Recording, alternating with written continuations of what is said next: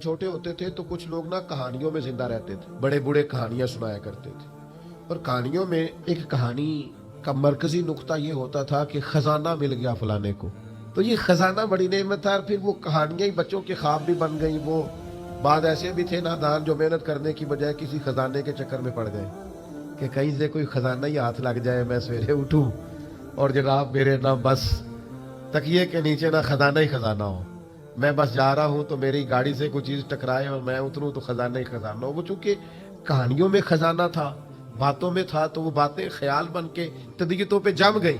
تو خزانہ تلاش کرتے ہیں لوگ، خزانہ ڈھونڈتے ہیں لوگ، خزانے کی طلب کرتے ہیں، چاہتے ہیں خزانہ ہاتھ آ جائے۔ اور خزانے کی جو عرف عام میں تشریح ہے وہ یہ ہے کہ اب خزانہ ہاتھ آ گیا، اب بھائی ختم ہو گئی بات، اب کوئی ضرورت ہی نہیں بچی۔ اور لوگ بطور تنقید بھی ایک بات کرتے، پتہ نہیں اس کے ہاتھ کون سا خزانہ آ گیا ہے۔ تو خزانہ یہ ہے کہ اب ختم ہو گئی، اب یہ سب سے امیر شخص ہے، تو بھائی خزانہ ہی نہ بتا دیں آج آپ کو خزانہ کیا ہے۔ اور خزانہ سارے ہی پا سکتے ہیں، تھوڑی جد و جہد کریں تو خزانے کے قریب جا سکتے ہیں۔ امام بہقی نے، حافظ منذری نے حدیث نقل کی ہے، حدیث کے راوی حضرت جابر ابن عبداللہ رضی اللہ تعالیٰ عنہ ہے۔ حضرت جابر ابن عبداللہ رضی اللہ تعالیٰ عنہ فرماتے ہیں نبی کریم علیہ السلام نے فرمایا قناعت ایک ایسا خزانہ ہے جو کبھی ختم ہی نہیں ہوگا، ہمیشہ تمہارے پاس ہی رہے گا۔ اتنا بڑا خزانہ ہے قناعت، جو تمہارے پاس ہے اس پہ راضی ہو جاؤ، یہ وہ خزانہ ہے حضور فرماتے ہیں کبھی ختم ہوگا ہی نہیں۔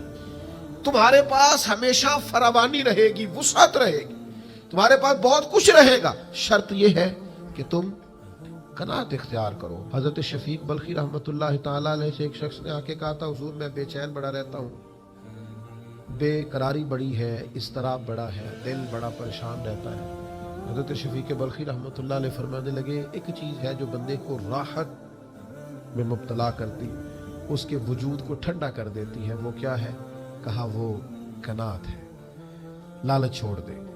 تھوڑا سا نا میں کیسے آپ کی خدمت میں عرض کروں کہ بعض لوگ اس لالچ کی وجہ سے اپنے بچوں کو وقت نہیں دے پاتے، اپنے بیمار ماں باپ کو ٹائم نہیں دے پاتے، اس لالچ اور ہرس اور ہوس کی وجہ سے ڈھیر ساری دشمنیاں مول لے لیتے، اور جب یہ لالچ اور ہرس ہوس بڑھ جاتا ہے پھر لوگ کسی شخص سے ڈیلنگ نہیں کرتے، وہ پیسوں سے ڈیل کرتے، وہ دیکھتے ہیں میں فلاں آدمی سے کیسے نفع اٹھا سکتا ہوں۔ مومن کی جو ایک خوبصورت روحانی معنوی اور حسین زندگی ہوتی ہے وہ اس زندگی کا لطف نہیں پا پاتے۔ کیوں؟ اس لیے کہ ہر چیز کو پیسوں میں تولتے، ہر چیز کو شہرت میں تولتے، ہر چیز کو خود پسندی میں تعریف میں تولتے۔ تو کریں، محنت کریں، جد و جہد کریں، آگے بڑھیں، لیکن قناعت والی زندگی اختیار کریں۔